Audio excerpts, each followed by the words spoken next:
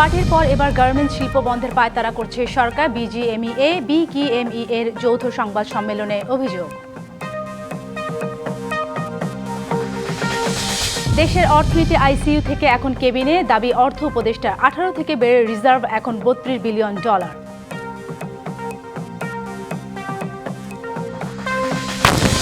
সুষ্ঠু ভোট আয়োজনে নির্বাচন কমিশনের উপর আস্থা আছে বিএনপি। সাবেক রাষ্ট্রপতি শহীদ জিয়াউর রহমানের 90তম জন্মবার্ষিকীতে শ্রদ্ধা।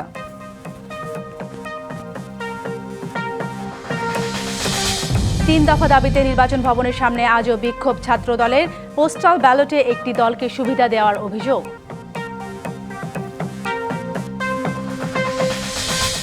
চট্টগ্রামে আলোচিত আইনজীবী আলিফ হত্যার বিচার শুরু। মামলায় চিন্ময় কৃষ্ণ দাসসহ 39 জনের বিরুদ্ধে অভিযোগ গঠন।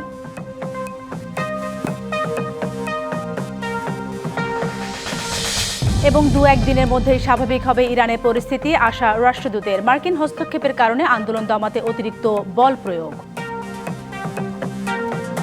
দেশের প্রধান রপ্তানি খাতে তৈরি পোশাক শিল্প গভীর সংকটে পড়তে পারে বলে আশঙ্কা জানিয়েছে বিজিএমইএ ও বিকেএমইএ। রাজধানীতে যৌথ সংবাদ সম্মেলনে অভিযোগ করা হয়, পোশাক শিল্প বন্ধের পায়তারা চালাচ্ছে অন্তর্বর্তী সরকার। সভা আমদানিতে শুল্ক আরোপের সিদ্ধান্তকে আত্মঘাতী আখ্যা দিয়ে অবিলম্বে এই সিদ্ধান্ত প্রত্যাহারের দাবি জানায় সংগঠনটি। ব্যবসায়ী নেতারা বলেন, দেশের মোট রপ্তানি আয়ের 82% আসে গার্মেন্টস খাত থেকে, যার বড় অংশ নিট পোশাক। এমন পরিস্থিতিতে সুতা আমদানিতে শুল্ক বসালে উৎপাদন খরচ বাড়বে, রপ্তানি কমবে এবং লাখো মানুষের কর্মসংস্থান ঝুঁকির মুখে পড়বে। তারা অভিযোগ করেন, বিশ্ব বাণিজ্য সংস্থার সুরক্ষা নীতিমালা অনুসরণ না করে একতরফাভাবে এই সিদ্ধান্ত নেওয়া হয়েছে। দেশে অর্থনীতি এখন আর ভঙ্গুর অবস্থায় নেই, আইসিইউ থেকে কেবিনে হস্তান্তর করা হয়েছে, এমন দাবি করেছেন অর্থ উপদেষ্টা সালেউদ্দিন আহমেদ। এদিকে যুক্তরাষ্ট্রের নিষেধাজ্ঞায় জাহাজ সংকট, এলপিজি সময়মতো আমদানি করা যাচ্ছে না, তাই সংকট দেখা দিয়েছে বলে জানান জ্বালানি উপদেষ্টা ফজলুল কবির খান। সোমবার চাঁদপুরে গণভোটের প্রচার, ভোটার উদ্বুদ্ধকরণের কর্মসূচি ও ভোটের গাড়ির প্রচারণার উদ্বোধন করেন অর্থ উপদেষ্টা সালেউদ্দিন আহমেদ। দুর্নীতি ও অর্থ পাচারের কারণে দেশের অর্থনৈতিক অবস্থা খাদের কিনারায় পড়ে গিয়েছিল, সেখান থেকে উত্তরণের চেষ্টা চলছে দাবি করেন অর্থ উপদেষ্টা। এটা খাদের কিনারে চলে গেছে, আমি তো জানি প্রচুর করাপশন, অর্থ পাচার, এগুলো তো জানি আমরা কোথায় কোথায় করে। আর অনেকে বলতে আইসিইউতে ছিল, আইসিইউ থেকে কেবিনে গেছে, মোটামুটি ভালো জায়গায়। টাঙ্গাইল পৌর স্মৃতি উদ্যানে ভোটের গাড়ি উদ্বোধন করেন বিদ্যুৎ, জ্বালানি ও খনিজ সম্পদ উপদেষ্টা ফজলুল কবির খান। শিগগিরই এলপিজি সংকট কেটে যাবে বলে আশা প্রকাশ করেন উপদেষ্টা। পুরোপুরি বেসরকারি খাতে দেওয়া হয়তো ঠিক হয় না, তো এই জন্য আমরা এখন একটা সিদ্ধান্ত নিয়েছি যে আমরা সরকারি খাতেও আমরা এলপিজি আমদানি করব, এবং এই জন্য সরকারের যে আমাদের যে প্রতিষ্ঠান আছে বাংলাদেশ পেট্রোলিয়াম কর্পোরেশন, তাদেরকে অনুমতি দেওয়া হয়েছে। আমরা আশা করছি যে খুব শীঘ্রই এটা একটা সহনীয় পর্যায়ে চলে আসবে। এদিকে কিশোরগঞ্জে ভোটের গাড়ির কার্যক্রম উদ্বোধন করেন এলজিআরডি উপদেষ্টা আদিলুর রহমান। বাংলাদেশের জনগণ জুলাইয়ের কাফেলায়, তাই বাংলাদেশ গণঅভ্যুত্থানের পক্ষে অবস্থান নিয়েছে। গণঅভ্যুত্থানে ভোট দিয়ে সেই অবস্থান পরিষ্কার করবে। তিন উপদেষ্টা বলেন, গণভোটে প্রচারণা শুধু সরকারের নয়, মূল দায়িত্ব রাজনৈতিক দলগুলোর। লিখনকান্তি ভৌমিক, ডিবিসি নিউজ ডেস্ক। নির্বাচন কমিশন এখন পর্যন্ত যোগ্যতার সাথে কাজ করছে, নির্বাচন পরিচালনাতেও এই ধারা অব্যাহত থাকবে এমন আশা প্রকাশ করেছেন বিএনপি মহাসচিব মির্জা ফখরুল ইসলাম আলমগীর। সাবেক রাষ্ট্রপতি শহীদ জিয়াউর রহমানের 90তম জন্মবার্ষিকীতে সকালে রাজধানী জিয়া উদ্যানে তার সমাধিতে শ্রদ্ধা নিবেদন করে একথা বলেন তিনি। এ সময় ছিলেন বিএনপি ও এর অঙ্গ সংগঠনের নেতাকর্মীরা। বিএনপির প্রতিষ্ঠাতা শহীদ রাষ্ট্রপতি জিয়াউর রহমানের 90তম জন্মবার্ষিকী উপলক্ষে রাজধানীর শেরেবাংলা নগরে তার সমাধিস্থলে এই সমাগম। সোমবার সকাল থেকে দলের বিভিন্ন স্তরের নেতাকর্মীর স্লোগান আর পদচারণায় মুখর হয়ে ওঠে সমাধি প্রাঙ্গণ। উদ্দীপনা উচ্ছ্বাসের পাশাপাশি অনেক প্রত্যাশা ব্যক্ত করেন সবাই। আমাদের আজকের দিনের প্রত্যাশা হচ্ছে, শহীদ রাষ্ট্রপতি জিয়াউর রহমান যে উদ্দেশ্য এবং আদর্শ নিয়ে এই বাংলাদেশে বহুদলীয় গণতন্ত্র প্রতিষ্ঠিত করেছিলেন এবং বিএনপি প্রতিষ্ঠিত করেছিলেন, তার অসমাপ্ত কাজকে সমাপ্ত করা হচ্ছে আমাদের দায়িত্ব এবং কর্তব্য। বাংলাদেশ জাতীয়তাবাদী দল বিএনপির অভিভাবক এখানে শুয়ে আছেন, আমরা ওনাদেরকে ফুল দিয়ে শ্রদ্ধা জানানোর জন্য আসছি। শহীদ রাষ্ট্রপতি জিয়াউর রহমান হাজার বছর আমাদের হৃদয়ে বেঁচে থাকবে, আমরা এই প্রত্যাশা রাখি। উনি যেভাবে রাষ্ট্র পরিচালনা করে গেছেন, তার আদলে আগামী জাতীয় সংসদ নির্বাচনে বিএনপি যদি ক্ষমতায় আসে, তাহলে তার আদলে এই রাষ্ট্র আরো উন্নতি থেকে উন্নতর যেন করতে পারে। নেতাকর্মীদের সঙ্গে নিয়ে জিয়ার সমাধিতে শ্রদ্ধা নিবেদনের পর দোয়া করেন বিএনপি মহাসচিব। পরে সাংবাদিকদের প্রশ্নের জবাবে নির্বাচন কমিশনের প্রতি আস্থার কথা জানান মির্জা ফখরুল। আমরা এখন পর্যন্ত নির্বাচন কমিশনকে দেখেছি যে মোটামুটিভাবে তারা যোগ্যতার সঙ্গেই কাজ করছে। আমাদের যে সমস্যাগুলো আমরা মনে করছি সেগুলো আমরা গতকাল তার সামনে তুলে ধরেছি এবং আমরা বিশ্বাস করি যে নির্বাচন কমিশন যোগ্যতার সঙ্গেই এই নির্বাচন পরিচালনা করতে সক্ষম। শহীদ জিয়ার জন্মদিনে উদার গণতান্ত্রিক রাষ্ট্র গঠনের অঙ্গীকারও করেন বিএনপি মহাসচিব। দেশের রাজনীতিতে একটি এমন নাম যে নাম প্রতি মুহূর্তেই স্মরণ করতে হয়, যে বাংলাদেশের স্বাধীনতা ঘোষণা করেছিলেন এবং পরবর্তীকালে বাংলাদেশের গণতন্ত্রকে এবং বহুদলীয় গণতন্ত্রকে পুরো প্রবর্তন করেছিলেন। Anwar Hossain, DBC news, Dhaka. শহীদ রাষ্ট্রপতি জিয়াউর রহমানের ৯০তম জন্মবার্ষিকী আজ। দেশের রাজনীতিতে তার অভ্যুত্থান ছিল ইতিহাসের গভীর থেকে উঠে আসা এক বাস্তবতার অনিবার্য পরিণতি। তার শাসনামলে কর্মই শ্রেষ্ঠ, এই বার্তা তিনি শুধু ভাষণে নয় বাস্তবায়নও করেছিলেন। শহীদ জিয়ার আদর্শ সমুন্নত রাখতে দৃঢ় প্রতিজ্ঞা বিএনপির। আর বিশ্লেষকরা বলছেন জিয়ার উৎপাদনমুখী রাজনৈতিক দর্শন এই সময়ে অনেক বেশি প্রাসঙ্গিক।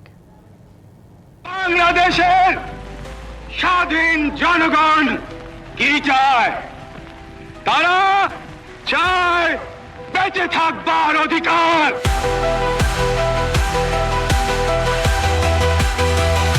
এক নির্মাতা রাষ্ট্রনায়ক, এক অনিবার্য উচ্চারণ, সময়ের প্রয়োজনে, সংকটের মুহূর্তে কিংবা ভবিষ্যতের সন্ধানে। তিনি শহীদ রাষ্ট্রপতি জিয়াউর রহমান। আপনারা নেতৃত্ব দিতে চান, আপনাদেরকে জনগণের মধ্যে যেতে হবে। 1936 সালের 19শে জানুয়ারি বগুড়ার বাগবাড়িতে জন্ম জিয়াউর রহমানের। 1952 সালে তিনি করাচি একাডেমি স্কুল থেকে মাধ্যমিক পাশ করেন। 1953 সালে ভর্তি হন করাচির ডিজে কলেজে। এখানে অধ্যয়নকালেই একই বছর পাকিস্তান মিলিটারি একাডেমিতে ক্যাডেট হিসেবে যোগ দেন। এরপর 12তম পিএমএ কোর্সে স্নাতক সম্পন্নের পর 1955 সালে কমিশন লাভ করেন জিয়াউর রহমান। সেনাবাহিনীতে নেন কমান্ডো প্রশিক্ষণ, হন প্যারাট্রুপার এবং একটি বিশেষ গোয়েন্দা কোর্স সম্পন্ন করেন। 1969 সালের শেষের দিকে প্রশিক্ষণের জন্য জিয়াকে পাঠানো হয় পশ্চিম জার্মানিতে। 1971 দেশের মানুষ দিশাহীন, কি হচ্ছে কি ঘটবে এমন পরিস্থিতিতে কালুরঘাট বেতার কেন্দ্র থেকে স্বাধীনতার ঘোষণা দেন মেজর জিয়া।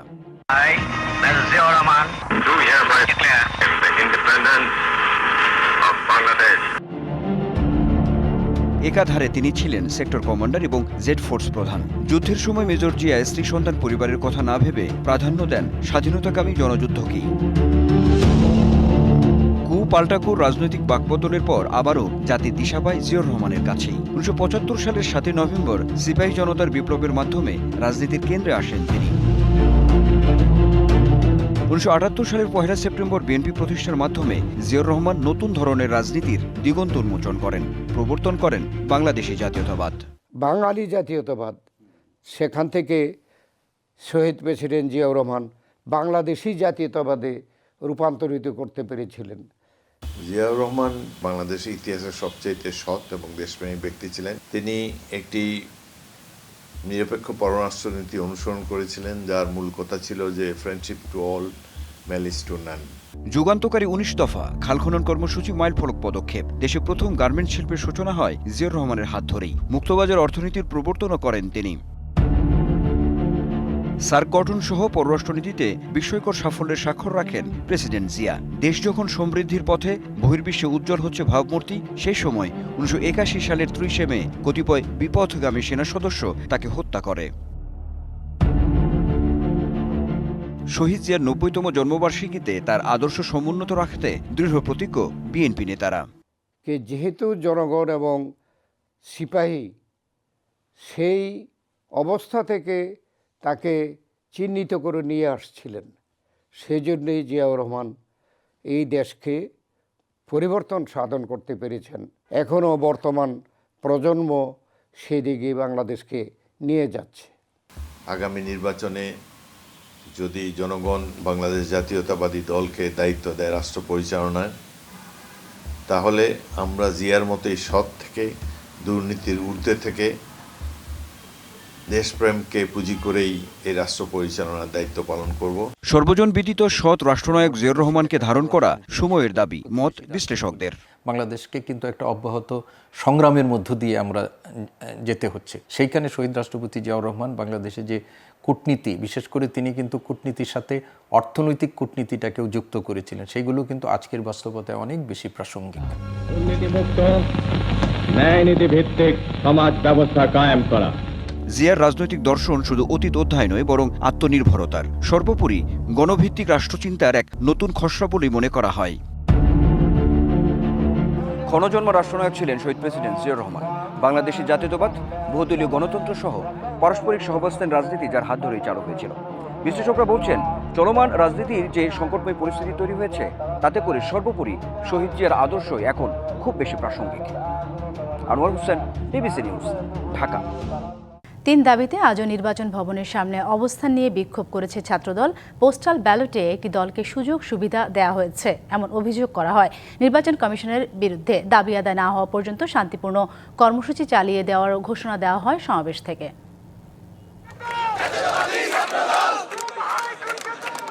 3 দাবিতে সোমবারও নির্বাচন ভবনের সামনে অবস্থান কর্মসূচি পালন করছে ছাত্রদল। বেলা 11টা থেকে এই কর্মসূচি শুরু হয়। ভবনের সামনে পুলিশের ব্যারিকেডের কাছে অবস্থান নিয়ে বিক্ষোভ করেন ছাত্রদলের নেতাকর্মীরা। দ্বিতীয় দিনের অবস্থান কর্মসূচিতে বসে পড়ছি। আমাদের একটাই দাবি যে সুষ্ঠু একটা নির্বাচন উপহার দেওয়া। আমাদের দাবি আদায় না হওয়া পর্যন্ত আমরা এখানে অবস্থান অবশ্যই করব। পোস্টাল ব্যালটে একটি দলকে সুযোগ সুবিধা দেওয়া হয়েছে এমন অভিযোগ করেন ছাত্রদল নেতারা। আমরা আজকে তাদের সেই আশ্বাসের প্রতিফলন দেখতে চাই। আমরা দ্বিতীয় দিনের মতো আবারও ঘেরাও কর্মসূচি পালিত হচ্ছে। ছাত্রদলের সকল পর্যায়ের নেতাকর্মীদের গতকাল সুশৃঙ্খলভাবে আমরা এখানে উপেক্ষা করে অবস্থান করব। যৌক্তিক দাবি পূরণ না হলে ভবিষ্যতে নির্বাচন ভবনের মূল গেট অবরুদ্ধ করা সহ কঠোর কর্মসূচির ঘোষণা দেওয়া হয় সমাবেশ থেকে। Bijan Kumar Das, DBC news, Dhaka. আগামীকাল বিকেল পর্যন্ত রিটার্নিং অফিসারের কার্যালয়ে মনোনয়নপত্র প্রার্থিতা প্রত্যাহার করা যাবে। এছাড়া নির্বাচন কমিশনার আনোয়ারুল ইসলাম বলেছেন, বিভিন্ন দলের অভিযোগগুলো খতিয়ে দেখা হচ্ছে। এই মুহূর্তে আগারগাঁও নির্বাচন কমিশন কার্যালয়ে আছেন সহকর্মী হুমায়রা ফারুকি। তার কাছ থেকে জানবো আরও কিছু তথ্য। ফারুকি, আগামীকাল বিকেল পর্যন্ত মনোনয়ন প্রার্থিতা প্রত্যাহারের সময়সীমা নির্ধারণ করা হয়েছে। প্রার্থীরা নির্বাচন ভবনে আসছেন এবং নানা অভিযোগ তুলছেন। এই বিষয়ে নির্বাচন কমিশন থেকে কি বলা হচ্ছে? আপনি যেমনটি বলছিলেন যে আজ কিন্তু সকাল থেকেই রিটার্নিং অফিসারের কাছ থেকে পাওয়া যে পোস্টাল ব্যালটগুলো, সেগুলো থেকে কিভাবে ভোট গণনা করতে হবে সেটির জন্য প্রিজাইডিং অফিসারদের একটি ট্রেনিং হচ্ছে নির্বাচন কমিশন ভবনে অডিটোরিয়ামে। এবং সেখানে নির্বাচন কমিশনার আনোয়ারুল ইসলাম সরকার তিনি আমাদের সাথে কথা বলেছেন এবং তিনি জানিয়েছেন যে বিভিন্ন রাজনৈতিক দলগুলো যে দফায় দফায় নির্বাচন কমিশনে আসছেন, সিইসি সহ সিনিয়র সচিব সহ বিভিন্ন ভাবে তাদের অভিযোগগুলো তুলে ধরছেন, সেগুলো কিন্তু নির্বাচন কমিশন খতিয়ে দেখছে। এবং তিনি আরও জানিয়েছেন যে এই অভিযোগগুলোর বিরুদ্ধে যে ব্যবস্থা নেওয়া প্রয়োজন নির্বাচন কমিশনের পক্ষ থেকে সেগুলো ব্যবস্থা নেওয়া হচ্ছে এবং পরবর্তীতেও যে অভিযোগগুলো আসবে সেগুলো নির্বাচন কমিশন খুব সিরিয়াসলি দেখবে। এবং আরেকটি বিষয় যেটি হচ্ছে যে গতকাল থেকে ছাত্র দলের যে বিক্ষোভ হচ্ছে নির্বাচন কমিশনের সামনে, তারা যে অবরোধ কর্মসূচি পালন করছে, দ্বিতীয় দিনের মতো আজ সকাল থেকেও কিন্তু তা চলছে। এবং ছাত্র দলের সভাপতি রাকিবের সাথে আমরা কথা বলেছি। তিনি আমাদেরকে যেটি জানিয়েছেন যে দ্বিতীয় দিনের মতো আজ তারা শান্তিপূর্ণভাবেই তাদের এই কর্মসূচি চালিয়ে যাবেন এবং দাবি আদায় না হলে, যে 3 দফা দাবিতে তারা বিক্ষোভ কর্মসূচি পালন করছেন, তাদের সেই দাবি আদায় না হলে বিকেল গড়িয়ে রাত হলেও তারা সেখানে থাকবে। এবং আগামীকাল বিকেল প্রার্থিতা প্রত্যাহারের যে বিষয়টি আপনি বলছিলেন, আগামীকাল বিকেল পর্যন্ত কিন্তু রিটার্নিং অফিসারের কার্যালয়ে প্রার্থিতা প্রত্যাহার করতে পারবেন যদি কোনো প্রার্থী মনে করেন যে তারা ত্রয়োদশ জাতীয় সংসদ নির্বাচনে অংশ নিতে চাচ্ছেন না। তো এই ছিল এখন পর্যন্ত আমার কাছে সর্বশেষ। পরবর্তী তথ্যগুলো হাতে আসা মাত্রই আমি আপনার মাধ্যমে তার দর্শকদেরকে জানিয়ে দেব। অসংখ্য ধন্যবাদ আপনাকে। দলীয় প্রভাব খাটিয়ে শাহজালাল বিজ্ঞান ও প্রযুক্তি বিশ্ববিদ্যালয় নির্বাচন বন্ধ করা হলে কঠোর আন্দোলনের ঘোষণা দিয়েছে ইসলামী ছাত্র শিবির। দুপুরে রাজধানীর পুরনো পল্টনে নিজ কার্যালয়ে সংবাদ সম্মেলনে এ ঘোষণা দেন সংগঠনের সভাপতি Nurul Islam Saddam. বিএনপিপন্থী administration, বিএনপিপন্থী VC pro-VC বসিয়ে এই নির্বাচনকে বানচাল করার জন্য হীন কোনো চক্রান্ত নাই যা তারা লিপ্ত হয়নি। আমরা এগুলোর তীব্র নিন্দা প্রতিবাদ জানাই। সরকার যদি এ ব্যাপারে কঠোর পদক্ষেপ না হয় না এবং অনমনীয় ভাব প্রদর্শন না করে তাহলে তাদের চরম মূল্য দিতে হবে। ত্রয়োদশ জাতীয় সংসদ নির্বাচনে ভোটের দিন ঠিক হয়েছে 12ই ফেব্রুয়ারি। সারা দেশে বইছে সেই ভোটের হাওয়া। এ নিয়ে কি ভাবছেন সাধারণ মানুষ থেকে শুরু করে আগামী জনপ্রতিনিধিরা, সে কথা জানাতে ডিবিসি নিউজের ইলেকশন এক্সপ্রেস ছুটে যাচ্ছে সব সংসদীয় আসনে। এখন আছে সংসদীয় আসন 247, ব্রাহ্মণবাড়িয়া 5-এ। স্বাগত জানাচ্ছি সিএসআরএম ডিবিসি ইলেকশন এক্সপ্রেস। আমার সঙ্গে এই মুহূর্তে যুক্ত আছেন ব্রাহ্মণবাড়িয়া 5 আসনে ইসলামী আন্দোলন বাংলাদেশের যিনি মনোনীত প্রার্থী, তার কাছে জানবো আগামী নির্বাচনে তার ভাবনা বা প্রস্তুতি কি। স্বাগত আপনাকে সিএসআরএম ডিবিসি ইলেকশন এক্সপ্রেসে। শুরুতেই প্রশ্ন রাখতে চাই যে আপনাদের যে হাত পাখার বাতাস, সেই হাত পাখার বাতাসটা কি আসলে সব মানুষের বাড়ি বাড়ি কি পৌঁছে গেছে কিনা? জি আলহামদুলিল্লাহ, ধন্যবাদ। ইনশাল্লাহ আমি হাত পাখা ইসলামী আন্দোলন বাংলাদেশ থেকে মনোনীত হওয়ার পর থেকে নবীনগর একটা সারা জেগেছে, হাত পাখা প্রত্যেক ঘরে ঘরে পৌঁছে গেছে ইনশাল্লাহ। তো সেক্ষেত্রে আপনার এই আসনটির জন্য কি ধরনের পরিকল্পনা রয়েছে, কি ধরনের প্রতিশ্রুতি আপনি দিতে চান, বা এখানে বিভিন্ন ধরনের সমস্যা জর্জরিত এখানকার মানুষ? জি ধন্যবাদ। আমি অলরেডি ঘোষণা দিয়েছি আমি একটি নতুন নবীনগর গড়ে তুলব ইনশাল্লাহ।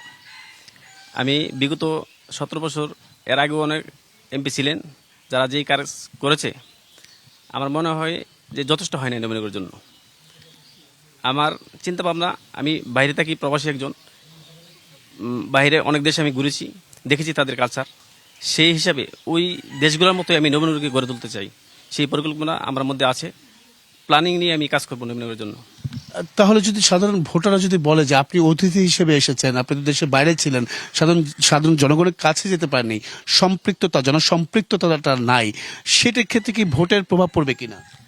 জি না, আমি এটা ভুল বলছেন। আমি নবীনগরের মানুষের সম্পৃক্ততা আছে আগে থেকেই। আমি বাইরে থাকি ঠিকই, কিন্তু আমি দেশেই বেশিরভাগ থাকা হয়, বাইরে যাওয়া হয় না বেশি। ওখানে আমার ব্যবসা আছে, আমার ভাই আছে, তারা দেখতেছে। আর নবীনগরের ভোটারের কাছে আমি পৌঁছে গেছি। মানুষ নজরুল ইসলাম নজরুল নামটা ঘরে ঘরে মানুষের প্রত্যেক ভোটারের মুখে মুখে আছে। জামাত আপনারা আলাদা হয়ে গেছেন, এই যে ইসলামী দলের মধ্যে যে ভোটগুলো ছিল সেটা কি আসলে বিভাজন হয়েছে কিনা বা ভাগ হয়ে যাবে কিনা ভোটের মাধ্যমে? জি ধন্যবাদ। আমি যখন সিদ্ধান্ত নেই নির্বাচন করব, তখন কিন্তু আমি জোটের পরিকল্পনা সিদ্ধান্ত নেই। আমি এককভাবে নির্বাচন করব এবং একাই নবীনগর মানুষের কাছে আমি যাব এবং নবীনগর মানুষ আমাকে পছন্দ করবে এবং আমাকে ভোট দিয়ে জয় করবে, সেই চিন্তা করেছি। তবে জোট ভাগ হওয়ার পরে এটা আমার কোনো প্রভাব পড়বে না। সেক্ষেত্রে আপনি ছোট করে যদি একটু বলতেন কি ধরনের উন্নয়ন করতে চান, এই আসনটার জন্য আপনার কি ধরনের পরিকল্পনা রয়েছে? রাস্তাঘাট উন্নয়ন, শিক্ষা খাত, চিকিৎসা সেবা, আরো যে নানা ধরনের সমস্যা জর্জরিত এখানকার মানুষ, কি করতে চান আপনি? জি ধন্যবাদ। সবচেয়ে বড় হয়েছে স্বাস্থ্য খাত। স্বাস্থ্য খাতে আমি, আমার ওয়াইফ ডাক্তার, সেইভাবে আমি পরিকল্পনা নিয়েছি নবীনগরে একটি সুন্দর আধুনিক একটা হাসপাতাল গড়ে তুলব, যেখানে আমাদের নবীনগরের অসহায় মানুষগুলা বিনা চিকিৎসায় তারা চিকিৎসা নিতে পারবে। দ্বিতীয়, রাস্তাঘাট। দেখেন অনেক রাস্তাঘাট আছে, সংস্কার নাই, কিছু রাস্তাই নেই। আমি নিজের ব্যক্তিগত টাকা দিয়ে 2-3টা রাস্তা আমি করে দেওয়ার চেষ্টা করেছি এবং সংস্কার করেছি রাস্তায়। তাহলে আমি তো দেখতেছি এগুলো অবহেলিত। আমি যদি আল্লাহর মধ্যে নবীনগরের মানুষ যদি আমাকে ভোট দিয়ে সংসদে পাঠাই, তাহলে রাস্তাঘাট সংস্কার এইগুলা নিয়েই আমি কাজ করবো ইনশাল্লাহ। হাত পাখা দেখে আপনাকে বেছে নেবে না ব্যক্তি আপনাকে বেছে নেবে? জি ধন্যবাদ। আপনি জানেন হাত পাখা একটা সারা বাংলাদেশের মার্কা, প্রত্যেক ঘরে ঘরে হাত পাখা নাম আছে। সেই হিসাবে হাত পাখার ভোটও আমার কাছে আছে এবং আমি ব্যক্তি নজরুলও মানুষের ঘরে ঘরে পৌঁছে গেছি। ইনশাল্লাহ সবাই আমাকে ভালোবাসে, নবীনগর মানুষ আমাকে ভোট দিবে এবং হাত পাখাও আমাকে সমর্থন দিবে। সনাতন ধর্মাবলম্বীরা কি বলছেন, আপনি যখন যাচ্ছেন তাদের কাছে কি বলছেন? জি ধন্যবাদ। আসলে আমি এমন একটা দল থেকে নমিনেশন নিয়েছি, সেই দল থেকে আমি সকল ধর্মের মানুষের জন্য কাজ করতে পারবো, সেখানে কোনো বাধা থাকবে না। সনাতন ধর্ম বলছে যে নজরুল যদি আসে, যে কোনো মার্কা নিয়ে আসুক, আমরা তার পাশে থাকবো। অসংখ্য ধন্যবাদ, আমাদের সঙ্গে আপনি এতক্ষণ যুক্ত ছিলেন। পরবর্তী সংবাদ বিকেল 5টায় থাকছে ব্রাহ্মণবাড়িয়া 6 আসন, সেখানে তুলে ধরার চেষ্টা করব বিভিন্ন রাজনৈতিক দলের মনোনীত প্রার্থীরা আগামী নির্বাচনে কি ভাবছেন, কি প্রস্তুতি নিচ্ছেন সেসব বিষয়। সঙ্গে থাকুন CSRM ডিবিসি ইলেকশন এক্সপ্রেসের। চট্টগ্রামে আইনজীবী সাইফুল ইসলাম আলিফ হত্যা মামলার প্রধান আসামি সনাতনী জাগরণী জোটের মুখপাত্র চিন্ময় কৃষ্ণ দাস সহ 39 আসামি বিচার শুরু হলো। বিভাগীয় দ্রুত বিচার ট্রাইব্যুনালের বিচারক জাহিদ হোসেনের আদালতে শুনানি শেষে এই আদেশ দেওয়া হয়। মামলা 39 আসামির মধ্যে 23 জন গ্রেপ্তার ও বাকি 16 জন পলাতক। সোমবার সকালে চট্টগ্রাম কেন্দ্রীয় কারাগার থেকে কড়া নিরাপত্তার মধ্য দিয়ে আদালতে হাজির করা হয় আলিফ হত্যা মামলার প্রধান আসামি সনাতনী জাগরণ জোটের মুখপাত্র চিন্ময় কৃষ্ণ দাস সহ 23 জনকে। আদালত ও আশপাশের এলাকায় মোতায়েন করা হয় ব্যাপক আইনশৃঙ্খলা বাহিনী। 2024 সালের 26শে নভেম্বর চিন্ময়ের জামিনকে কেন্দ্র করে সংঘর্ষের মধ্যে আইনজীবী আলিফকে কুপিয়ে হত্যা করা হয়। এ হত্যাকাণ্ডের ঘটনায় তার বাবা বাদী হয়ে 31 জনের নাম উল্লেখ করে হত্যা মামলা দায়ের করেন। মামলায় 39 আসামির বিরুদ্ধে অভিযোগপত্র গ্রহণ করে আদালত এর মধ্যে 23 জনকে গ্রেপ্তার করার পাশাপাশি পলাতক বাকি 16 আসামির বিরুদ্ধে মালামাল ক্রোকের আদেশ দেওয়া হয়। পরে মামলাটি মেট্রোপলিটন ম্যাজিস্ট্রেট আদালত থেকে মহানগর দায়রা জজ আদালতে বদলি করা হয়। শুনানি শেষে আদালত অভিযোগ গঠনের নির্দেশ দেয়। আসামিদের বিরুদ্ধে সুস্পষ্টভাবে প্রাথমিক সাক্ষ্য বিদ্যমান থাকায় তাদের বিরুদ্ধে অভিযোগ গঠন করা হয়েছে। আগামী 2 ফেব্রুয়ারি সাক্ষ্য গ্রহণের জন্য মাননীয় আদালত দিন ধার্য করেছেন। আমরা প্রত্যাশা করছি প্রত্যেকটা তারিখে সাক্ষী উপস্থাপন করে আলিফ হত্যা মামলাটা আমরা প্রমাণ করতে সমর্থ হব। যে বিষয়টা সুষ্ঠু হন, যারা হত্যাকাণ্ড জড়িত আছে তাদের সমস্ত শাস্তি চায়। অভিযোগ গঠনের আদেশে অসন্তুষ্ট আসামি পক্ষের আইনজীবী। সম্পূর্ণ নিরাপরাধ। আমরা 164-এ বলেছি যারা ম্যাজিস্ট্রেটের কাছে স্বীকারোক্তি দিয়ে তোমার নামে কোনো স্বীকারোক্তি নাই, তোমার নাম কেউ করে নাই। রাষ্ট্রদ্রোহ মামলায় চিন্ময় কৃষ্ণকে 2024 সালের 25শে নভেম্বর ঢাকা থেকে গ্রেপ্তার করে পুলিশ। মাসুদুল হক, ডিবিসি নিউজ, চট্টগ্রাম। আশুলিয়ায় 6 মরদেহ পোড়ানো সহ 7 জনকে হত্যা মামলার রায় ঘোষণা করা হবে আগামীকাল। আন্তর্জাতিক অপরাধ ট্রাইব্যুনাল 2-এ এই রায় ঘোষণা করবে। যুক্তিতর্ক উপস্থাপন শেষে আজ এই রায়ের সময় ঘোষণা করা হয়। এদিকে গুম করে জয়েন্ট ইন্টারোগেশন সেলে নির্যাতনের ঘটনায় ক্ষমতাচ্যুত প্রধানমন্ত্রী শেখ হাসিনা, তার নিরাপত্তা উপদেষ্টা তারিক আহমেদ সিদ্দিক সহ 13 জনের বিরুদ্ধে করা মামলায় প্রথম সাক্ষ্য গ্রহণ আজ। ট্রাইব্যুনাল 1-এ হবে এ সাক্ষ্য। প্রথম দিনে গুমের শিকার হুম্মাম কাদের চৌধুরী ও সাবেক সেনা কর্মকর্তা হাসিনুর রহমানের সাক্ষ্য দেওয়ার কথা রয়েছে। অন্যদিকে নারায়ণগঞ্জে জুলাইয়ে মানবতা বিরোধী অপরাধে শামীম ওসমান সহ 12 জনের বিরুদ্ধে আনুষ্ঠানিক অভিযোগ আমলে নিয়ে আসামিদের বিরুদ্ধে গ্রেপ্তারি পরোয়ানা জারি করা হয়। শীতের তীব্রতায় পঞ্চগড়, ঠাকুরগাঁও, দিনাজপুর, চুয়াডাঙ্গা সহ বিভিন্ন জেলায় মানুষের দৈনন্দিন জীবনযাত্রা ব্যাহত হচ্ছে। ঠাকুরগাঁয়ে তাপমাত্রা রেকর্ড করা হয়েছে 9.8 ডিগ্রি সেলসিয়াস। তাপমাত্রা কম থাকায় জেলায় শীতের অনুভূতি জোরালো হয়েছে। ভোর থেকে সকাল পর্যন্ত হালকা কুয়াশা দেখা গেছে। সকালবেলার রাস্তাঘাটে মানুষের চলাচল ছিল তুলনামূলকভাবে কম। শীতের কারণে দিনমজুর, খেটে খাওয়া মানুষ, শিশু ও বয়স্কদের ভোগান্তি বেড়েছে। শীত নিবারণের জন্য বিভিন্ন এলাকায় খড়কুটো জ্বালিয়ে আগুন পোহাতে দেখা গেছে। এদিকে ভরা মৌসুমেও দিনাজপুরের শীতকালীন সবজির বাজার চড়া। তীব্র শীতে বিভিন্ন এলাকায় সবজির উৎপাদন ব্যাহত হওয়ায় দাম বেড়েছে, দাবি বিক্রেতাদের। এদিকে ক্রেতারা বলছেন গত বছরের তুলনায় এবার প্রতিটি সবজি কেজি প্রতি 2 থেকে 3 গুণ বেশি দামে বিক্রি হচ্ছে।